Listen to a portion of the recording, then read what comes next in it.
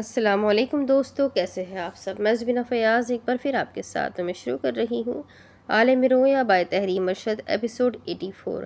اور شروع کرنے سے پہلے ہمیشہ کی طرح کہوں گی کہ اگر آپ میرے چینل پر نئے ہیں، آپ نے چینل کو سبسکرائب نہیں کیا تو پلیز چینل کو سبسکرائب کر لیں، بیل آئیکن کو ضرور دبا دیں اور ساتھ ہی کمنٹ کر کے مجھے ضرور بتائیں کہ آپ کو میرے پڑھے ہوئے ناولس کیسے لگ رہے ہیں، آپ کو یہ عالم رویا کیسا لگ رہا ہے اور آپ کو اس کا کون سا کیریکٹر سب سے زیادہ پسند آ رہا ہے، اس ناول کی کون سی لائن آپ کے دل کو زیادہ چھو گئی ہے، ضرور بتائیے گا۔ ناول بڑا ضرور ہے لیکن کافی انٹرسٹنگ ہے، اب تک انٹرسٹ ڈراپ نہیں ہوا۔ آئی ہوپ آپ سب کو ہی پسند آ رہا ہے، تو جلدی سے اس ناول کو ہم شروع کرتے ہیں۔ مہندی والے ہاتھ ریسیور پر پڑے۔ تحریر کشمکش میں تھی۔ ٹیلی فون کروں کہ نہیں؟ اس نے بے بسی سے کھڑکی سے باہر دیکھا۔ کیجو سے پوچھتی ہوں، ابھی تو چلے گئے ہوں گے۔ اس نے ریسیور اٹھایا، نمبر ملانے لگی۔ باہر راہداری سے اسے قدموں کی آواز سنائی دی۔ اس نے باہر کی جانب دیکھا۔ خادمہ ڈاکٹر صاحب کے ساتھ جا رہی تھی۔ اس نے ایک سرد آہ بھری۔ اس کی نانی علیل تھی۔ کتنا بے بس ہوتا ہے انسان اپنے بزرگوں کو بیمار دیکھتے ہوئے۔ جانتا ہے کچھ سال بعد وہ انہیں چھوڑ جائیں گے اور وہ سوائے دعا کے کچھ نہیں کر پاتا۔ وہ نمبر ملانے لگی۔ اس نے کان سے ریسیور لگایا۔ گھنٹی جا رہی تھی۔ میں کیوں کال کر رہی ہوں؟ چند لمحوں کے لیے رکی۔ کیا لگتی ہے کوہ نور میری؟ وہ کال کاٹنے لگی مگر فون اٹھا لیا گیا۔ ہیلو، وہ رک گئی۔ ہیلو کیجو اس پار سے بات کر رہی تھی۔ کیجو؟ تحریر کی آواز اس نے پہچان لی۔ لالی؟ ہاں، اس نے خود کو کمپوز کرنا چاہا۔ کیسی ہو؟ گھر میں سب ٹھیک ہے؟ آ گئی واپس منگنی سے؟ یہ سنتے وہ آزردگی سے کہنے لگی، ہائے کیسی منگنی کڑیے؟ اس نے بھاؤ اٹھایا۔ منگنی ہونی تھی مگر یہاں تو کیا سے کیا ہو گیا؟ کیا ہو گیا؟ اس نے تحمل سے پوچھا۔ سلیمان اور کوہ نور اغوا ہو گئے۔ الماس آنکھیں پھیلی۔ شاز کو گاڑی مار گئی۔ ریسیور پر اس کی گرفت کمزور پڑ گئی۔ سب کہاں ہے؟ ہسپتال ہے۔ لمحے کے لیے اسے کچھ محسوس نہیں ہو رہا تھا۔ اس نے دھیرے سے سر اٹھایا۔ یہ سب کیجو نے بتایا۔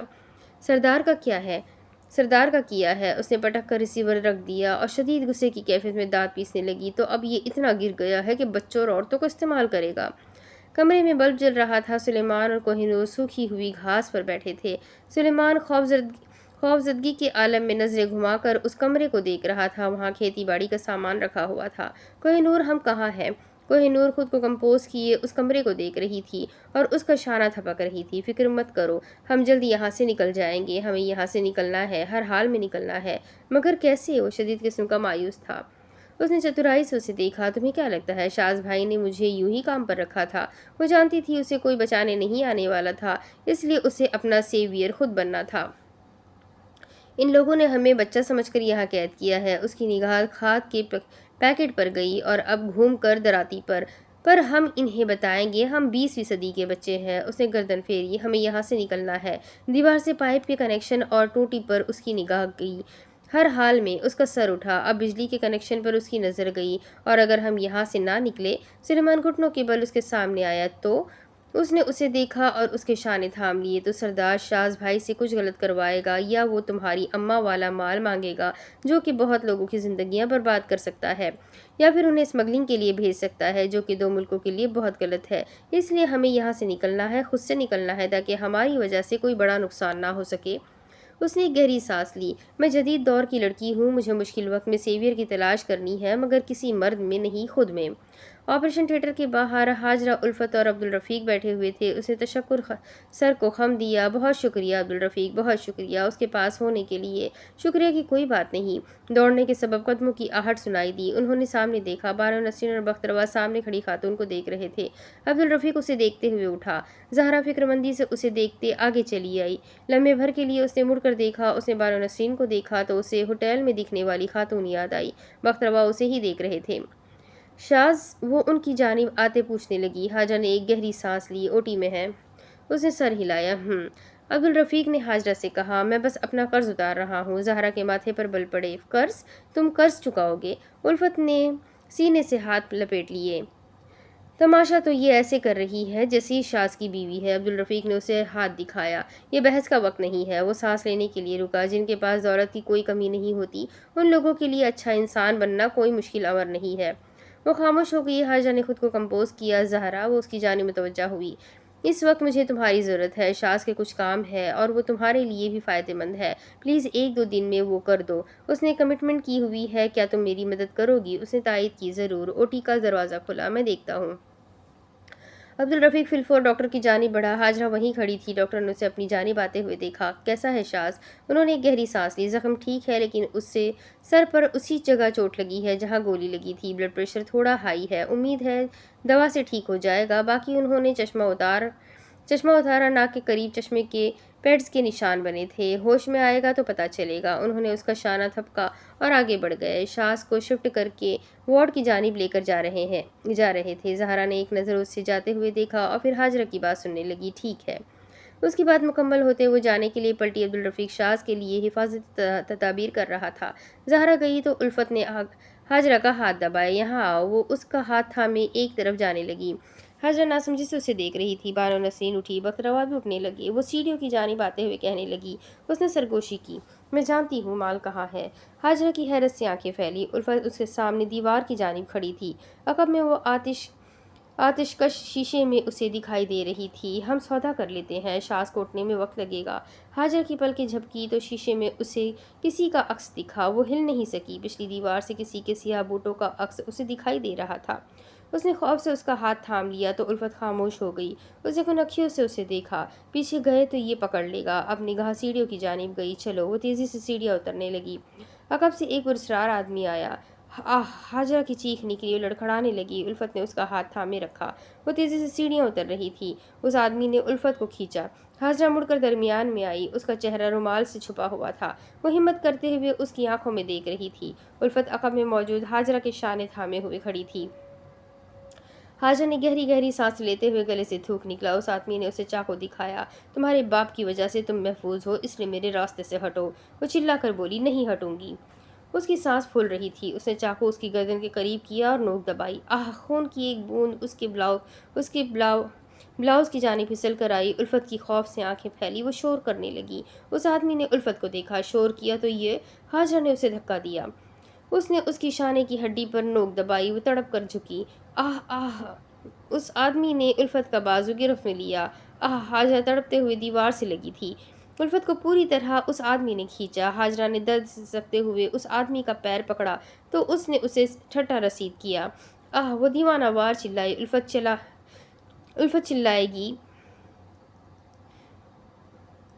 الفت چلانے لگی۔ حاجرہ زمین پر گری سرخ ہوتی آنکھوں سے اسے دیکھ رہی تھی۔ وہ آدمی زینے اترنے لگا۔ اگلے لمحے اسے ٹانگ پر کچھ محسوس ہوا۔ اس نے الفت کا ہاتھ چھوڑا اور وہ لڑکھڑا کر زمین پر گرا۔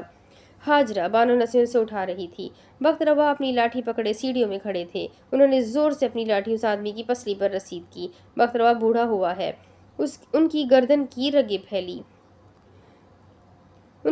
کی رگیں پھولی، کمزور نہیں کہ اپنی عورتوں کی حفاظت نہ کر سکے۔ الفت سمبم بکمم دیوار سے لگی ہوئی تھی۔ سیڑھیاں چڑھتے ہوئے عبدالتواب اوپر آ رہا تھا۔ وہ آدمی ہمت کرتے ہوئے اٹھا۔ ابا جی! الفت چیخی۔ وہ بخت روا پر حملہ کرنے لگا۔ عبدالتواب تیزی سے آگے بڑھا۔ اس نے اسے کھینچ کر سیڑھیوں میں پھینکا۔ بانو نسرین نے حاجرہ کو سینے سے لگایا ہوا تھا۔ وہ اپنا زخم دبا رہی تھی تاکہ خون رک جائے۔ شاز کو دیکھے، اس کے پاس رجب ہے بیٹھا۔ عبدالتواب نے اس آدمی کے منہ پر مکہ رسید کیا اور اسے گریبان سے کھینچنے لگا۔ اس نے اسے دیوار سے مارتے اس کا منہ لگایا۔ کس نے بھیجا ہے تمہیں؟ وہ خود کو چھڑانے کی کوشش کر رہا تھا۔ دونوں کی سانسیں پھول رہی تھی۔ حاجرہ کو وہ اوپر لے کر جا رہے تھے۔ میں چلوں گی۔ اس کی ٹانگیں کپکپا رہی تھیں۔ گردن پر خون کے دھبے تھے۔ وہ ہمت کرتے ہوئے چل رہی تھی۔ عبدالتواب اسے گھسیٹ کر باہر لے کر آ رہا تھا۔ کس نے بھیجا ہے تمہیں؟ بتاؤ! وہ چنگھاڑا۔ اس نے مار کر اس کے منہ اور ناک سے خون نکال دیا تھا۔ بتاؤ! وہ اسے مکہ رسید کرنے لگا۔ وہ ہاتھ دکھا کر بولا، بتاتا ہوں۔ وہ گہری سانس لیتے ہوئے رکا۔ سر! اس نے غیظ سے اسے زمین پر پھینکا۔ کس لیے بھیجا تھا؟ وہ درد سے کراتے ہوئے منہ کے بل گرتے ہوئے کہہ رہا تھا، اب بتاتا ہوں۔ دوسری طرف رجب وارڈ روم کی جانب چلا آ رہا تھا۔ وہ شاز کے کمرے کی جانب آتے ہوئے رکا۔ کمرے میں کوئی داخل ہوا تھا۔ عبدالرفیق کہاں ہے؟ وہ تیزی سے آگے بڑھا۔ دائیں جانب سے عبدالرفیق چلا آ رہا تھا۔ رجب کمرے کی طرف آیا۔ سامنے ایک شخص پشت کیے کھڑا شاز کے آکسیجن ماسک کو چھو رہا تھا۔ وہیں رک جاؤ! آواز پر عبدالرفیق دوڑا چلا آیا۔ وہ آدمی وہیں ساکت ہو گیا۔ پلٹو! رجب کی آواز بلند ہوئی۔ پلٹو! وہ دھیرے سے پلٹا۔ عبدالرفیق تاثر دیکھنے ہی دے سکا۔ سامنے اسلم کھڑا ہوا تھا۔ باہر سے نسوانی آوازیں اور لوگوں کے قدموں کی چاپ سنائی دے رہی تھی۔ اسلم کو لے کر باہر آیا۔ زخمی حاجرہ سامنے سے آتے ہوئے رکی، باپ کو دیکھ کر رشیدہ رہ گئی۔ عبدالرفیق کچھ کہنے لگا تو رجب نے اس کا ہاتھ تھام لیا۔ الفت منجمد آنکھوں سے اسلم کو دیکھ رہی تھی۔ بانو نسیم کی آنکھوں میں غیظیت۔ تم؟ بختروا پیچھے سے آتے ہوئے اسے دیکھ کر وہیں رک گئے۔ اسلم فکر مندی سے آگے بڑھ کر حاجرہ کی جانب آیا۔ بیٹی؟ حاجرہ نے اسے ہاتھ دکھایا۔ ٹھیک ہوں۔ اس نے اس کا شانہ اپنی گرفت میں لیا۔ کیسے ٹھیک ہو؟ خون نکل رہا ہے تمہارا۔ اس نے الفت کو دیکھا۔ بانو اور داجی کو لے کر نکلو یہاں سے، اس نے عبدالرفیق سے کہا۔ عبدالرفیق جاؤ ان کے ساتھ۔ اس نے رجب کو ایک نظر دیکھا، اس نے اسے اطمینان رکھنے کا اشارہ کیا تو وہ آگے بڑھا۔ بانو نسرین نے احتجاج کیا، میں نہیں جاؤں گی۔ حاجرہ نے انہیں اپنے خون آلود ہاتھ دکھاتے ہوئے جوڑے۔ بانو وہ کچھ کہہ نہیں سکی۔ الفت نے ان کا ہاتھ اپنی گرفت میں لیا۔ چلے بانو۔ ایک نظر اس نے اسلم کے چہرے کی جانب دیکھا۔ دیکھنے کا انداز فاتحانہ تھا۔ کتنا مزہ آتا ہے نا اس مرد کو دیکھ کر جس کی قید سے عورت آزاد ہو جاتی ہے اور اپنے ماضی سے لاکھ درجے بہتر ایک خوشحال زندگی گزارتی ہے۔ عبدالرفیق شش و پنج میں مبتلا آگے بڑھ رہا تھا۔ رجب نے مجھے خاموش کیوں کروایا؟ کیوں کیا اس نے ایسا؟ رجب اسے دور جاتے ہوئے دیکھ رہا تھا۔ کیا سوچ رہا ہے یہ لڑکا؟ To know your enemy, you must become your enemy. اپنے حریف کو جاننے کے لیے تمہیں لازمی اپنا حریف بننا ہے۔ حاجرہ اسلم کو دیکھ رہی تھی۔ وہ کہنے لگا، میں نہیں چاہتا تھا کوہ نور، یعنی آپ چاہتے تھے سلیمان اغوا ہو جائے؟ اس نے کرب سے پوچھا تھا۔ درد سے اس کی جان جا رہی تھی۔ اس نے لب کھولے۔ دیکھو بیٹا، اس نے کپکپاتے ہوئے ہاتھ اٹھائے۔ بس ابو، وہ کچھ کہہ نہیں سکا۔ آپ ہمیشہ مجھے مایوس کر دیتے ہیں اور میں سب جانتے آپ کو معاف کر دیتی ہوں۔ آنکھوں سے آنسو ٹوٹے تھے۔ اس وقت مجھے آپ کو کسی چیز کا الزام نہیں دینا، کیونکہ اس وقت ہمارا خاندان خطرے میں ہے۔ ہم پہلے اس کو بچاتے ہیں۔ اس نے اس کے آگے ہاتھ جوڑے۔ اپنی بیٹی کو یوں تڑپتا دیکھ کر اس کا دل پسیجا تھا۔ پلیز ابو، بچوں کو واپس لے آئے، انہیں ڈھونڈ لائے، پلیز ابو۔ شاز اور آپ بعد میں بھی لڑ سکتے ہیں۔ اس نے اپنے دونوں ہاتھ الگ کیے۔ اس کا سر سیدھا ہوا۔ وہ بڑی ہمت سے کہہ رہی تھی، میں آج اپنے خاندان کی وجہ سے بے بس ہوں اور مجھے ان کی حفاظت کے لیے کسی کے بھی آگے ہاتھ پھیلانے میں کوئی شرم محسوس نہیں ہو رہی۔ اس نے لب دبایا اور پھر رجب کو دیکھ کر اسے دیکھا۔ وہ گویا ہوئی، رجب آپ کے ساتھ ہوگا، آپ کی ہر قسم کی مدد کرے گا، بس آپ بچوں کو واپس لے آئے۔ اور وہ بے تاثر چہرے سے کھڑا فقط اسے دیکھتا رہ گیا۔ نومولود بچی کی کلکاریوں کی آواز کمرے میں گونج رہی تھی۔ اناہیتا اپنی ننھی انگلی اس کے چہرے پر لگا رہی تھی۔ ملکہ نے اس کے چہرے سے انگلی ہٹائی۔ اناہیتا، نہیں کرو۔ اس نے ایک نظر باہر بیٹھے ہوئے طلال کو دیکھا۔ ذرا فکر نہیں ہے کسی کو میری۔ اس نے اپنی بچی کو اٹھا کر ساتھ لگایا۔ رجب لگا ہوا ہے سسرالیوں کی خدمتوں میں۔ اس وقت وہ یہ بھول چکی تھی کہ یہ وہی رجب تھا جس نے زچگی کے پہلے روز سے اب تک اور اس کی بچیوں کا بے حد خیال رکھا تھا۔ ابا جی گئے ہیں اپنے کاریگر کو تسلیاں دینے۔ ان تسلیوں کی بجائے اسے عقل دیتے تو آج کوہ نور پیا گھر سدھار گئی ہوتی۔ باہر قدموں کی آواز سنائی دی۔ طلال نے سر اٹھا کر دیکھا۔ السلام علیکم کی جو کی آواز انہیں سنائی دی۔ وہ اب کمرے کی جانب چلی آئی۔ پردہ پیچھے ہوا۔ ملکہ نے اسے مسکرا کر دیکھا۔ اس کے ہاتھ میں شاپر تھا۔ معاف کرنا ملکہ، گڑیا کو دیکھنے پہلے نہیں آ سکی۔ کوئی بات نہیں۔ اناہیتا بغور اسے دیکھ رہی تھی۔ کیجو نے ان کے روبرو بیٹھے ہوئے اینا کا گال تھپکا۔ ملکہ اسے دیکھ کر مسکرا پڑی۔ میں سمجھ سکتی ہوں تمہاری ذمہ داریاں۔ اس نے سر کو خم دیا۔ بالکل۔ اس نے شاپر ملکہ کے سامنے کیا اور اس کی جانب ہاتھ بڑھائے۔ دکھاؤ مجھے۔ اس نے اس نومولود بچی کو اس کی جانب بڑھایا تو اس نے بسم اللہ کہتے ہوئے احتیاط سے اسے لے لیا۔ اللہ اس کے نصیب اچھے کرے۔ اس نے اینا کو دیکھا۔ جس رب نے ان دونوں کا ساتھ ملایا وہ رب دونوں بہنوں کے نصیب اچھے کرے۔ اللہ انہیں وہ زندگی دے جو ہماری حسرتوں میں رہ گئی۔ ملکہ نے اس سے پوچھنے کی کوشش کی، تم؟ کیجو نے پلکیں اٹھائی۔ اور زہیب بھائی؟ اس نے آنکھیں موند کر کھولی۔ ہاں۔ وہ سانس لینے کے لیے رکی۔ جو سنا ہے درست سنا ہے، پر ابھی میں کسی نتیجے پر نہیں پہنچی۔ ہم دونوں کی زندگیاں کتنی عجیب ہے نا ملکہ۔ تم اپنی بچیوں کے لیے اپنے شوہر کے ساتھ نہیں رہنا چاہتی، میں اپنے بچوں کے لیے اپنے شوہر کے ساتھ رہ رہی ہوں، جبکہ ہم دونوں اپنے شوہر سے بیزار ہیں، میں اس کی بے وفائی پر اور تم اپنی رسوائی پر۔ گلشن سے دوستی کیوں توڑی تم نے؟ وہ بے اختیار پوچھ پڑی۔ وہ چند لمحوں کے لیے رکی۔ دوست اپنی برابری کے بنانے نہیں تو ان کی بڑھا چڑھا کر کی جانے والی باتیں احساس کمتری کا مریض بنا دیتی ہیں۔ معاف تو میں اسے کب کا کر چکی ہوں۔ دراصل اب اس کی موجودہ زندگی سے حسد کرنے لگی ہوں۔ میں بھی۔ دبائے ہوئے راز کا انکشاف ہوا تھا۔ کیجو نے اس کا ہاتھ تھپکا۔ ہم اور قسم کی عورتیں ہیں، شادی اور محبت میں ناکام ہونے والی۔ ہمارے امتحان اور ہے مجھے پتا ہے یہ مشکل ہے، پر ہمیں اپنی زندگی کو گلشن کی زندگی سے نہیں جانچنا چاہیے۔ تم تھکن محسوس کر رہی ہوگی کیونکہ تم اب تک کچھ زیادہ نہیں کر پائی۔ کوئی بات نہیں، سب ہو جائے گا۔ جن کی شادیاں ناکام ہو جاتی ہیں وہ بری عورتیں نہیں ہوتی۔ عورت کی طلاق کی سند اس کے کردار کی سند نہیں ہوتی۔ تمہاری ابھی کوئی عمر نہیں، تم زندگی کو نئے سرے سے شروع کر سکتی ہو۔ اس کے الفاظ سے دل کو تسلی ملی تھی۔ ملکہ نے ہمت کرتے ایک گہری سانس لی۔ تمہارے لیے یہ زیادہ مشکل ہوگا۔ وہ زخمی انداز میں مسکرائی، اسے تھوڑا سر جھکایا۔ میں بیان نہیں کر سکتی وہ کیفیت جب عورت کو یہ جانتے اپنے شوہر کے ساتھ رہنا ہوتا ہے کہ اس کے شوہر کے دل میں کوئی اور عورت ہے۔ کیا ریت ہے نا اس معاشرے کی! بات کرنے کے انداز میں ناپسندگی تھی۔ عورت کو اپنی شادی کی عمر تک خود کو اور اپنے دل کے رازوں کو دفن کر کے رکھنا ہوتا ہے تاکہ بارات لانے والا مرد بافخر معاشرے میں یہ ڈینگ مار سکے کہ اس کی عورت ایک اچھے کردار کی ملکہ ہے، وہی مرد جو اپنے زمانے میں اس جیسی لاکھ عورتوں کے ساتھ کھیل چکا ہے۔ یہ معاشرہ عورتوں کی غلطیاں معاف نہیں کرتا، عورتوں کو ان کے ساتھ جینا ہوتا ہے، مگر یہ بات عورت طے کرتی ہے اسے ساری زندگی ابلہ بیچاری بن کر رہنا ہے یا تان و تشنی سے بیزار ایک کامیاب عورت۔ اللہ سب کے لیے پریوں، شہزادیوں اور سفید گھوڑے والے شہزادے کی کہانیاں نہیں لکھتا۔ کچھ کی کہانیوں میں وہ فقط مضبوطی اور بہادری لکھ دیتا ہے۔ اپنی بات مکمل کرتے کیجو کہ اپنے لبوں پر شفا بخش مسکراہٹ اتر آئی تھی اور اس کا اثر ملکہ کے چہرے پر واضح تھا۔ عبدالرفیق ڈرائیو کر رہا تھا۔ پچھلی سیٹ پر الفت بخت روا اور بانو نسرین کے درمیان بیٹھی تھی اور انہیں بتا رہی تھی، ہم جہاں جا رہے ہیں کچھ دن ہمیں وہیں رہنا ہوگا اور یہ میری گارنٹی ہے ہم سب محفوظ رہیں گے۔ کیا کروں محفوظ ہو کر؟ بخت روا سے سکنے لگے۔ عبدالرفیق نے فرنٹ مرر سے انہیں دیکھا۔ میرا ایک بچہ بستر مرگ پر ہے، ایک سردار کے چنگل میں۔ میری ایک بچی اپنے ماضی کی جنگ لڑ رہی ہے، میری دوسری بچی زخمی ہے اور عبدالتواب خطرے میں رہ کر سب کی ذمہ داریاں کاندھے پر اٹھائے ہوئے ہے۔ پہلے پیدا ہوتے اس کی ماں اسے چھوڑ گئی، پھر اس کی بہن چلی گئی، اب اس کی زندگی نئے سرے سے شروع ہوئی تھی تو اس کی دلہن۔ الفاظ دم توڑ گئے۔ مالک میری غلطیوں کی سزا مجھے دے، ان بچوں کو چھوڑ دے، مرنے کی عمر میری ہے، میری جان لے لے۔ عبدالرفیق نے افسوس سے سامنے دیکھا اور سوچنے لگا، کیا زندگی ہے بخت روا کی! ساری عمر اولاد کی فکروں میں گزر گئی اور اب بڑھاپا پوتے پوتیوں کے غم کھا رہا ہے۔ وہ الفت سے پوچھنے لگے، بیٹی کیا ہمارا جانا ضروری ہے؟ عبدالرفیق نے مداخلت کی، بہت ضروری ہے۔ انہوں نے اسے دیکھا۔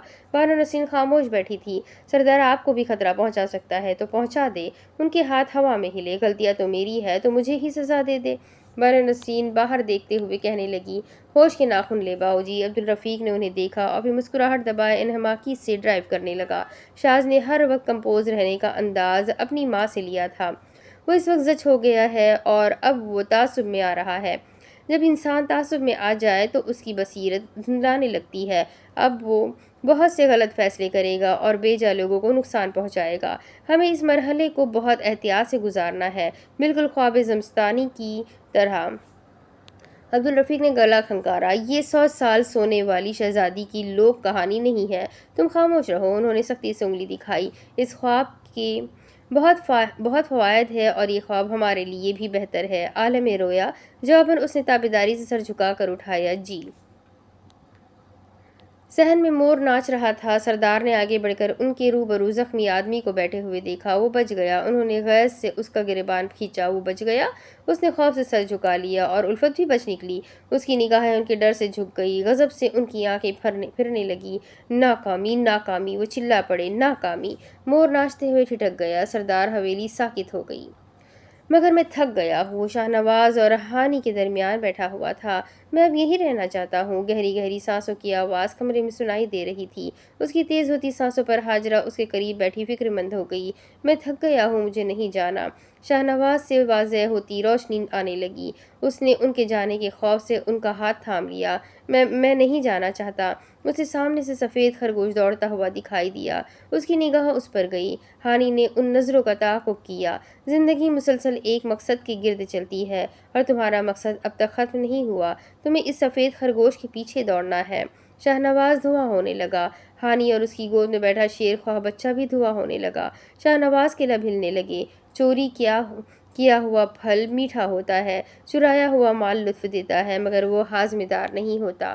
بستر پر شاز کی دھڑکنیں تیز ہونے لگی۔ شاہ نواز کا ہاتھ غائب ہو رہا تھا، ہانی کا چہرہ دھند میں چھپ رہا تھا۔ ہم صحیح وقت پر تمہیں لینے آئیں گے، جلد آئیں گے، بس اپنے کام پورے کرو۔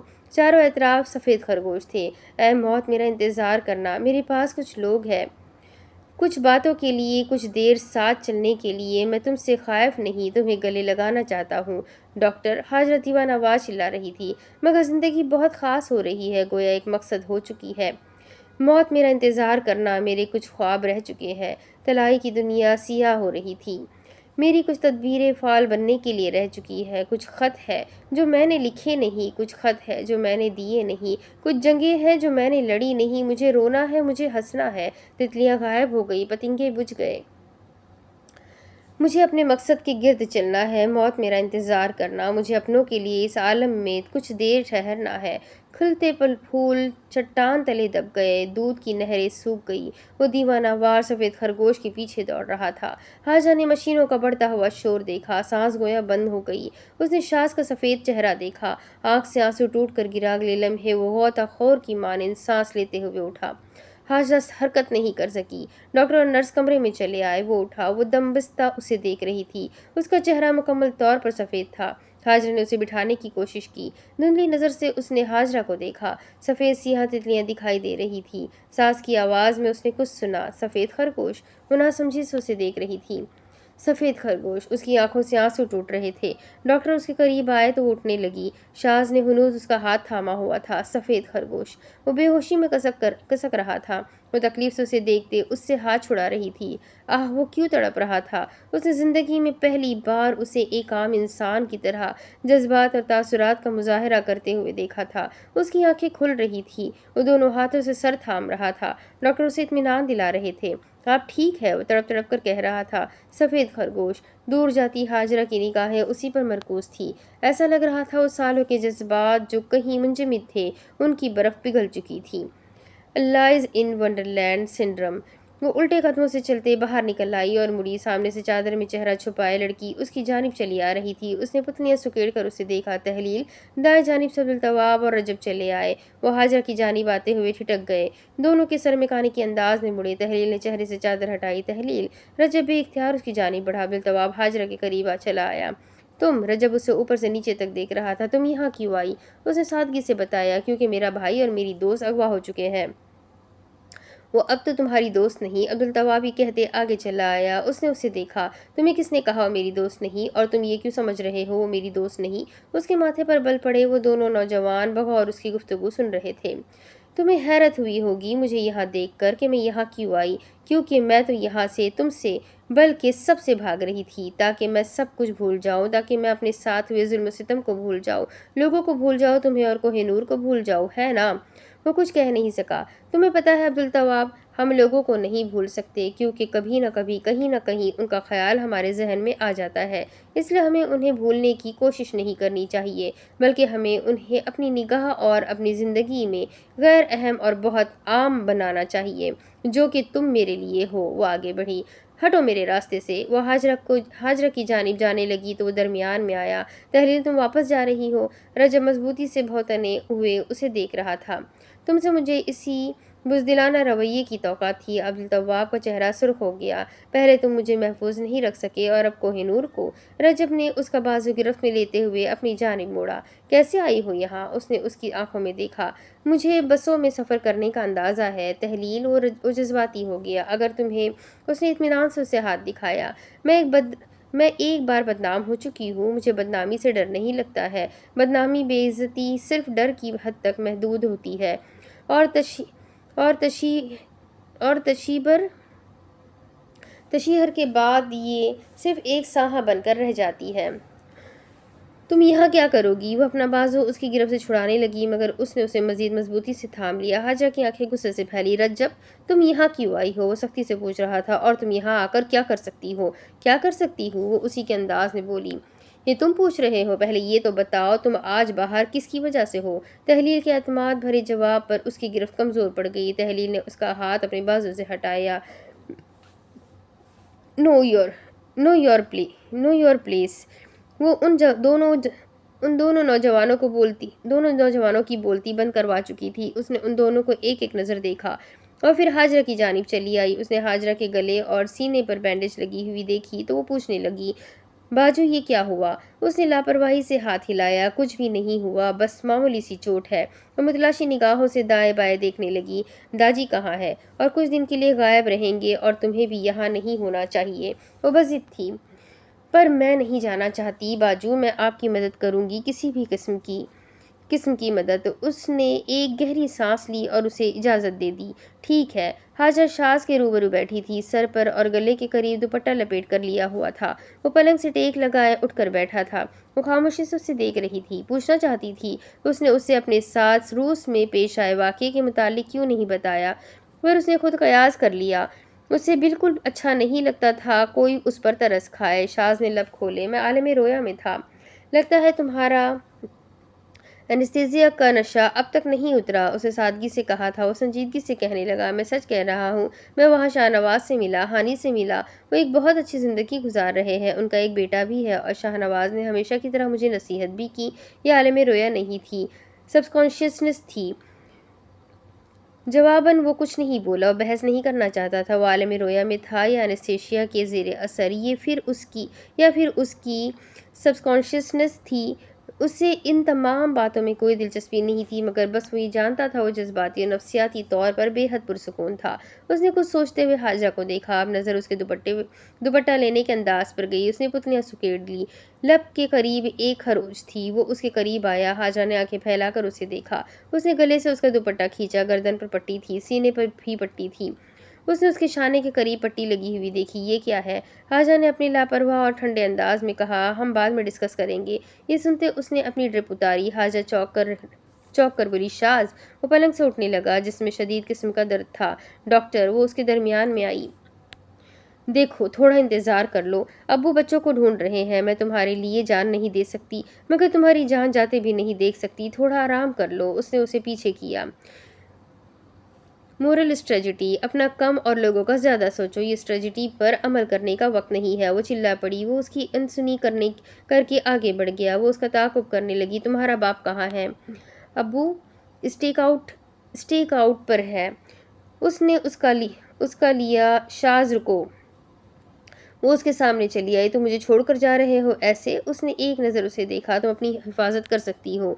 ये हरबा नाकाम साबित हुआ। ये सब मेरी वजह से हो रहा है, इसलिए इसे मुझे ही ठीक करना है। उसने उसके शाने थामे। हाजर साबित खड़ी उसकी आंखों में देख रही थी। हो सकता है मुझे कुछ दिन के लिए बहरीन जाना पड़े। मेरे पीछे से सब तुम्हें देखना है। मेरा लिया केस तुम लोगी और चेयरमैन के साथ सेटलमेंट भी तुम करोगी।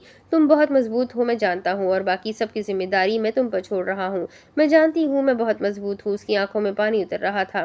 मैं बिसात की फर्जी हूँ, मगर तुम्हारे लिए मैं किसी प्यादे से कम नहीं। मैं बहुत ताकतवर हूँ, लेकिन इस बिसात पर तुम बहुत ज़रूरी हो। मेरी जीत और हार मेरे शाह पर है। शाह है तो मैं ताकतवर हूँ, शाह नहीं तो मैं कुछ नहीं कर सकती। उसने उसे यकीन दिलाया। तुम बेफिक्र रहो, शाह की मौत नहीं होती, मात होती है, और अगर मात हुई हम एक नई गेम लगाएंगे। उसने उसके शाने से हाथ हटाए और तेजी से जाने लगा। हाजा ने खुद पर काबू रखते हुए सारे आंसू अंदर उतारे और सीने से बाजू लपेट लिए। शाह तेज तेज कदम उठाते आगे बढ़ रहा था। सामने से अब्दुल आते हुए रुका। उसे देख कर वो चौंक गया। शाह ने नीचे से ऊपर नजर उठाई। तुम्हारा जूता मैंने तैयार करवाया था? जी। उसने नासमझी से उसे देखा। मुझे तुम्हारी ज़रूरत है। वो कुछ कहने लगा। उसने उसे हाथ दिखाया। अपनी बहन से कुछ मत कहना। और वो मज़ीद कुछ कहे, तेज़ी से आगे बढ़ गया जिसमें एक ठेस उठती हुई महसूस हुई, मगर वो चलता रहा। ये लो। हाजरा अपने साबिक मौकिल को फाइल्स और कैसेट दे रही थी। ज़हरा अकब में सीने से बाजू लपेट कर खड़ी हुई थी। चंद लम्हों बाद वो पलटी। ज़हरा हुनूज़ उसे देख रही थी। तुम्हें पता है ये case medical mail practice cases का रुख फौजदारी की जानिब मोड़ सकता है। मैं मरहुमा के लवाहिकीन से ज़ाती तौर पर मिली थी। उन्होंने FIR कटवाई। उसके बाद तफ्तीशी ऑफिसर ने मेडिकल एक्सपर्ट से मदद ली। उनके पास ठोस सबूत थे।